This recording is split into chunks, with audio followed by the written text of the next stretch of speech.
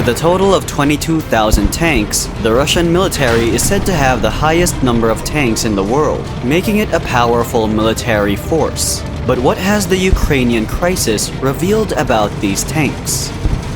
Since President Putin's declaration of a special military operation to demilitarize and denazify Ukraine on the 24th of February, we have seen many tanks invade Ukraine. Among these convoys of tanks is the T-80 tank. This tank, commonly known as the flying tank, is one of the Russian military pride. Let's take a look at this tank and why Russia is a force to reckon with. However, before we get into the details, ensure to like this video and subscribe to the channel Military Technology Updates. What is the T-80 tank? The T-80 tank is a third-generation main battle tank, or MBT, initially designed in the former Soviet Union and manufactured in Russia. When this tank was manufactured, it was considered one of the best battle tanks in the world, being hailed mostly for its speed and ability to fire anti-tank guided missiles. Features of the T-80 tank. The T-80 tank has many outstanding features. For instance, it is driven on a GTD-1000T gasoline turbine engine, making it the first tank produced by the Soviet Union to have this feature. The gas turbine engine generates about 1,000 horsepower, thus turning this tank into a modified helicopter power plant. The gasoline turbine engine of the tank is responsible for the nickname Flying Tank, which the powerful tank is now known as. The advantages of such an engine are its compact dimensions, high power output, and ability to start when the temperature is as low as -40 degrees Celsius, allowing it to do well even in cold, icy terrains. The tank weighs 42.5 tons, with a length of 9.9 meters, a width of 3.4 meters, and a height of 2.202 meters. It has been recorded to travel at top speeds of about 40 miles per hour, making it one of the fastest tanks in the world. The tank has both a main and an auxiliary power unit. The auxiliary power unit powers all systems when the main engine is turned off. Furthermore, the tank can fire anti-tank guided missiles, which are missiles primarily designed to hit and destroy heavily armored military vehicles. A crew of 3 men is required to operate this tank. They include a commander, a gunner, and a driver. What are the differences between the T-80 and the T-72? From the external appearances, the T-80 looks so much like the T-72 tank, making it sometimes mistaken for the relatively inferior T-72. However, despite their similarities in appearance, there are specific differences between both tanks. These differences arise both from the manufacturers of the tanks and the specifications of the tanks. For instance, the T-80 and T-72 were designed by different bureaus. The T-80 was designed by the SKB-2 Design Bureau of the Kirov factory in Leningrad, while the T-72 was designed by the Ural Vagonzavod factory in Nizhny Tagil, Russia. Also, the T-72 runs on a standard diesel engine in contrast with the T-80, which we have seen works on a gas turbine engine. Furthermore, the T-80 is also said to be more expensive than the T-72 tank. Generally, one might expect the T-80 to be better than the T-72. However, there are actually conflicting opinions about which tank is better than the other. What do you think? How many T-80 tanks does Russia have? Following the division of the Soviet Union in 1991, Russia inherited most of the T-80 tanks belonging to the Union and has now become the country with the most number of tanks in the world. Currently, the number of operational T-80 tanks in Russia is about 4,500. It was rumored that all T-80 main battle tanks would be taken out of active service by 2015, but recently, the Russian MOD signed a contract to refurbish and upgrade these tanks to keep them in operational service. Origin of the T-80 tank. The T-80 has been in service from 1976 to date. The plan to design these tanks started in 1949. The designs were made by a scientist who at the time was working at the Leningrad Kirov plant, or LKZ. However, the tank was not built until 1957 as a result of poor quality turbine engines. In 1957, a team constructed 2 prototypes of the turbine engines that allowed the T-80 tank to reach a maximum speed of 35.6 miles per hour. The tank has been used in the August coup, the First Chechen War, Yemeni Civil War, and is currently in use during the ongoing Ukrainian crisis. Other models of the T-80 tank. Over time, several models of the T-80 tank have been developed, with each subsequent upgrade better than the previous one.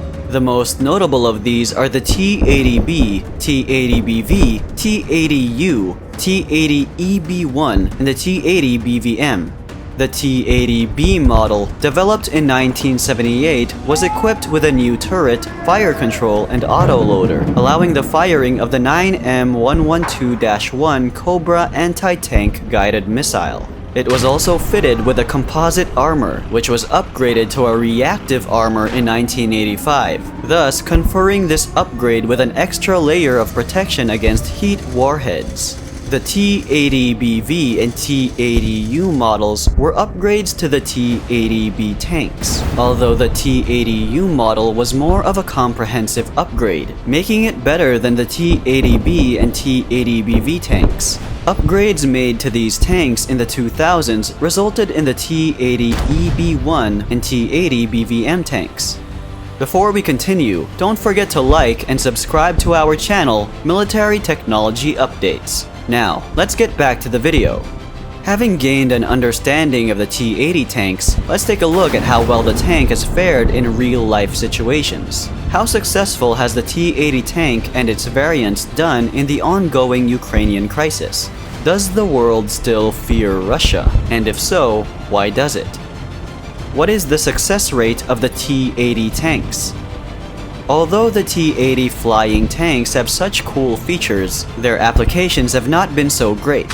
In fact, the Ukrainian army has been shown to successfully destroy the powerful tanks, thus earning Ukraine the nickname the Graveyard of Russian Tanks. Reports have shown that the Ukrainian army has destroyed a total of 1,100 Russian tanks since the beginning of the crisis. Among these tanks are the Russian T-80 tanks and their variants.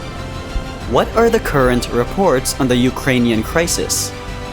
An invasion that started with a show-off of military might and prowess is now seemingly becoming a quest to salvage what is left of the Russian pride, to avoid the country becoming a laughingstock to the world. So far, Russian troops have humiliatingly withdrawn from Kyiv, the capital of Ukraine, and have stopped their quest to gain control of the capital after the Ukrainian forces retook the capital and large areas surrounding it in April. The successful counterattacks by the Ukrainian forces enabled them to retake areas around Kyiv. As the Russians withdrew, the Ukrainians were able to advance all the way to their northern borders with Belarus and Western Russia. In the west, Russia had initially aimed to take control of Odessa and cut off Ukraine's access to the Black Sea, but its troops have been unable to reach the city. In the south, Russian forces initially made rapid gains. Their main objective was to establish a land corridor between Crimea, which it annexed in 2014, and areas held by Russian-backed separatists in Donetsk, Luhansk. However, strong resistance from Ukrainian forces near Mykolaiv in the west and Mariupol in the east have significantly slowed Russian advances. However, the Russian army has been able to capture the city of Kherson. Russia seems to be trying to encircle the region as it battles the Ukrainian soldiers stationed in the area in the east, where the Russian army is seemingly focusing mainly on. The Russian military has reportedly pummeled Mariupol with artillery, rockets, and missiles, damaging or destroying over 90% of the city. They have also cut off access to electricity, heating, fresh water, food, and medical supplies, creating a man-made humanitarian catastrophe.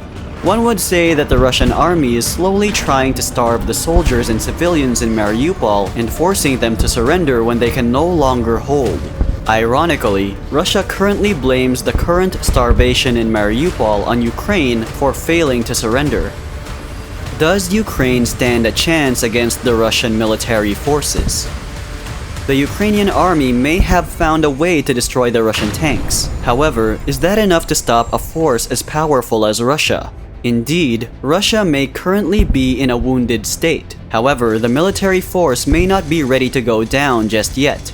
Despite its losses, Russia still possesses 12,800 tanks, 2,800 of which are currently active in the battle against Ukraine. These tanks Russia possesses against the small-sized Ukrainian army are a significant disadvantage that the Ukrainian military faces presently, even as it tries to recapture the cities taken by Russia. Besides the tanks deployed to Ukraine, the Russian military has also deployed armored vehicles, aircraft, drones, and foot soldiers to Ukraine in their multitudes. Notice that the Russian army has not unleashed its full military might on the relatively small and fragile country. As the Russian army retreats to focus solely on the eastern part of Ukraine, the recent actions of the Russian government make one wonder if the Russian army is, in fact, giving up on conquering Ukraine, or if it has something else up its sleeves. Analyzing the current situation, one may say that Russia indeed has something up its sleeves as it battles the Ukrainian army.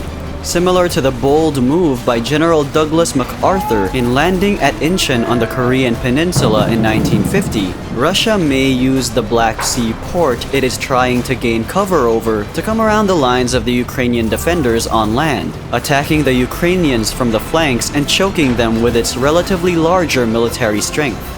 Another possibility would be to seize control over Ukraine's most vital port, Odessa, in an attempt to cut off the Ukrainian economy from global markets. This feat will significantly affect the Ukrainian economy. Third, the Russians could use the port as a military base to provide intense supporting fire from the sea against Ukrainian targets ashore. They recently demonstrated the ability to launch a land attack cruise missile from a submarine. Russia gaining control over the Black Sea shore could mean an end for Ukraine's economy, and in these feats, Russia proudly showcases its tanks in their number and might. What other tanks is the Russian military using in the ongoing crisis? Apart from the T-80 flying tanks, the Russian military is also said to possess other tanks. They are said to have peculiar features that make them formidable opponents on the battlefield. The T-14, for instance, is reported to withstand nuclear, biological, and chemical attacks. Another Russian military tank, the T-90, is an upgrade to the T-80 and is known to be one of the best protected tanks in the world.